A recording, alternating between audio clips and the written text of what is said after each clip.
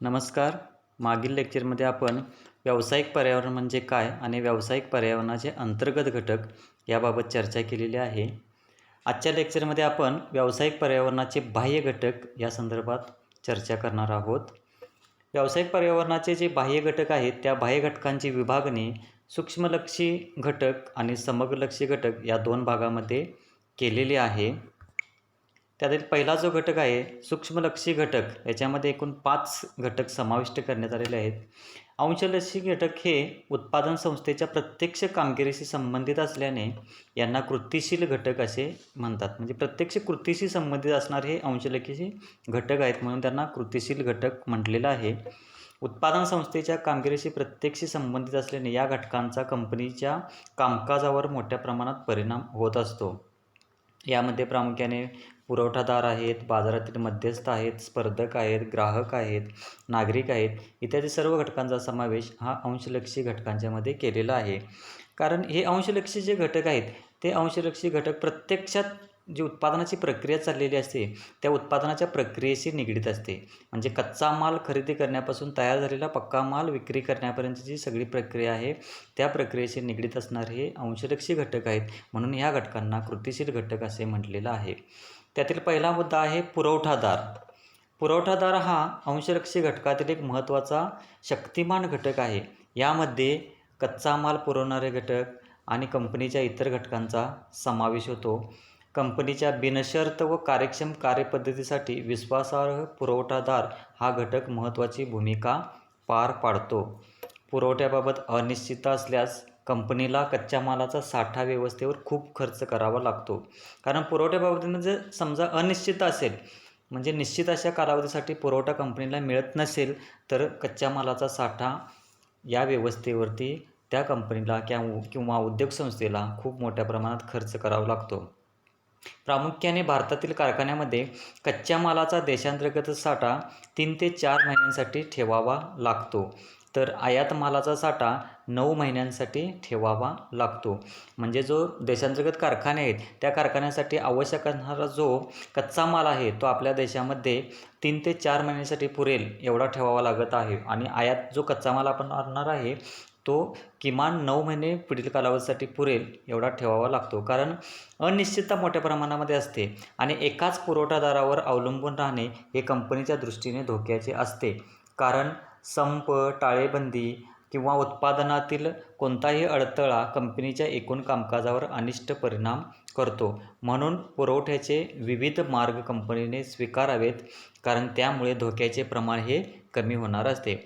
हा पहिला जो पुरवठादार हा घटक आहे हा अंशलक्षी घटक प्रामुख्याने व्यवसायावरती मोठ्या प्रमाणात परिणाम करत असतो. त्याच्या बाबतीमध्ये त्या कंपनीला नेहमी जागरूक राहावे लागते. कारण पुरवठादार एकच ठेवून चालत नाही, तर अनेक पुरवठादार जर उपलब्ध असतील तर कच्च्या मालाचा पुरवठा त्या उद्योगसंस्थेला मोठ्या प्रमाणामध्ये होऊ शकतो. दुसरा घटक आहे ग्राहक. प्रत्येक व्यवसायासमोर आपले ग्राहक वाढविणे आणि त्यांना टिकवून ठेवणे हे मोठे आव्हान आहे. कारण ग्राहकावरतीच त्या उद्योगसंस्थेचा विकास, प्रगती अवलंबून असते, नफा अवलंबून असतो. ग्राहकामुळेच व्यवसायाचे अस्तित्व टिकून असते. म्हणून ग्राहकांची संवेदनशीलता कशी जपली जाते यावर त्या व्यवसायाचे यश मोठ्या प्रमाणामध्ये अवलंबून असते. व्यक्ती असेल, कुटुंब असेल, उद्योग आणि व्यापार तसेच सरकार आणि इतर संस्था हे विविध प्रकारचे ग्राहक हे कंपनीशी संबंधित असतात, त्या उद्योगाशी संबंधित असतात.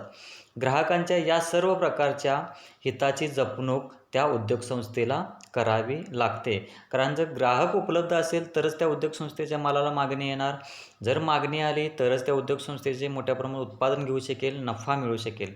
म्हणजे ग्राहक हा जो सूक्ष्मलक्षी घटक आहे तो व्यावसायिक पर्यावरणामधील महत्त्वाचा घटक मानला गेलेला आहे.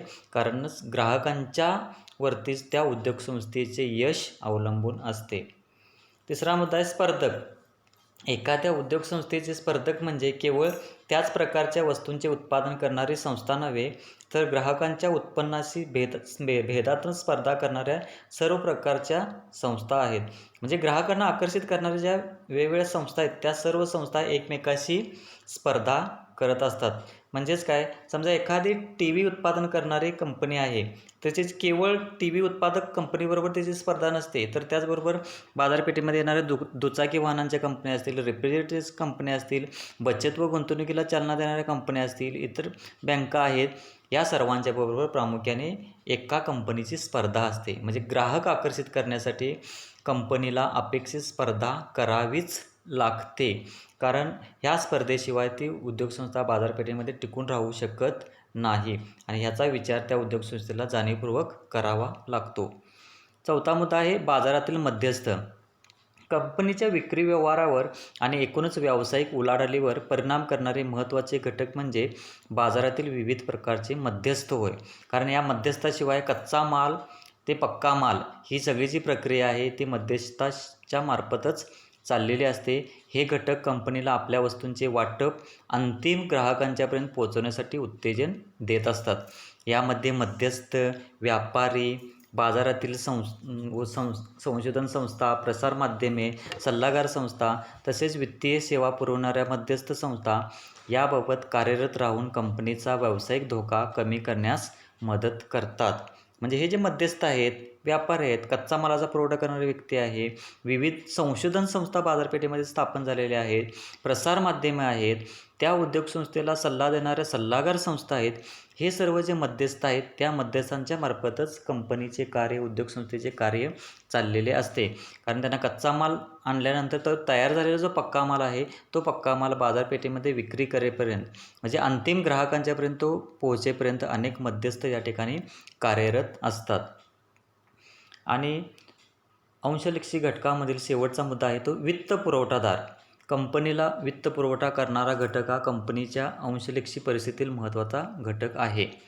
यामध्ये वित्त पुरवठा करणाऱ्या बँका, वित्त पुरवठा संस्था, त्यांचे धोरण, त्यांची व्यूहरचना, त्यांचे दृष्टिकोन हे घटक महत्त्वाचे असतात.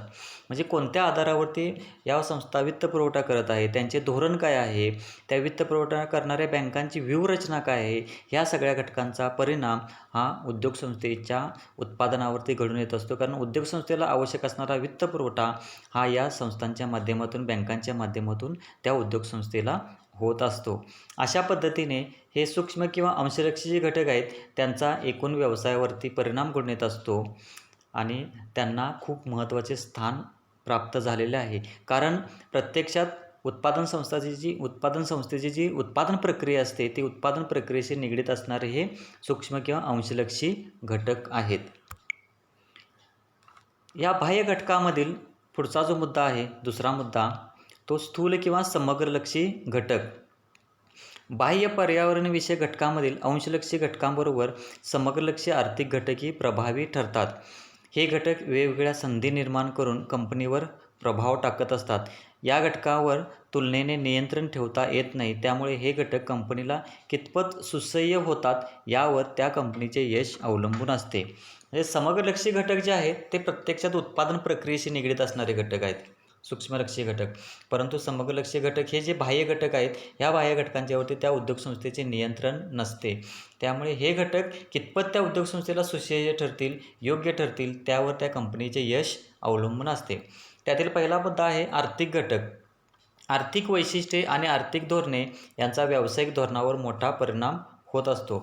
आर्थिक घटकामध्ये प्रामुख्याने अर्थव्यवस्थेची रचना, स्वरूप, आर्थिक विकासाची अवस्था, आर्थिक साधने, उत्पन्नाची पातळी, उत्पन्नाचे वाटप, तसेच संपत्तीचे वाटप, जागतिक आर्थिक घटकांचे समन्वय आणि आर्थिक धोरणे या सर्व घटकांचा या ठिकाणी समावेश होत असतो. म्हणजे जे आर्थिक पैशाशी निगडीत असणारे जे घटक आहेत त्या घटकांचा उद्योगसंस्थेच्या विकासावरती, व्यवसायावरती, उत्पादनावरती परिणाम घडून येत असतो.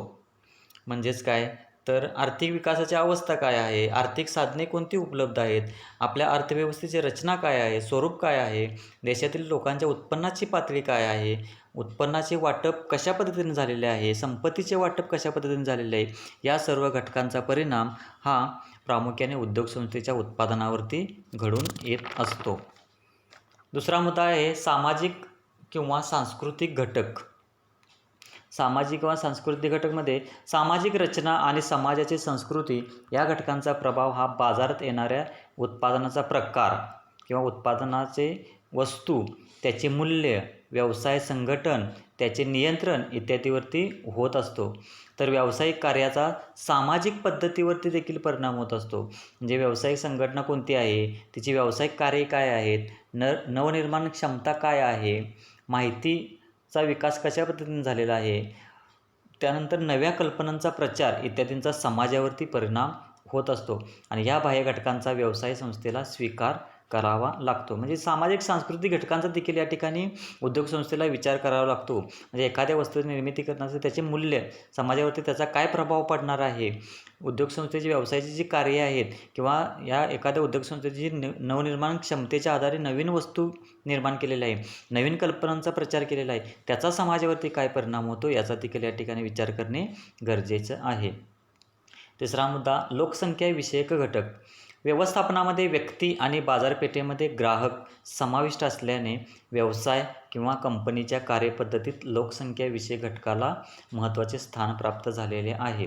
कारण व्यवस्थापनामध्ये व्यक्तींच्या आधारे म्हणजे कामगारांच्या आधारे उत्पादनाची प्रक्रिया चालवली जाते आणि ज्यावेळी बाजारपेठेमध्ये वस्तू विक्रीसाठी पाठवली जाते त्यावेळी त्या ठिकाणी ग्राहक समाविष्ट असतात आणि ह्या दोन घटकांना या कार्यपद्धतीमध्ये महत्त्वाचे स्थान प्राप्त झालेले आहे.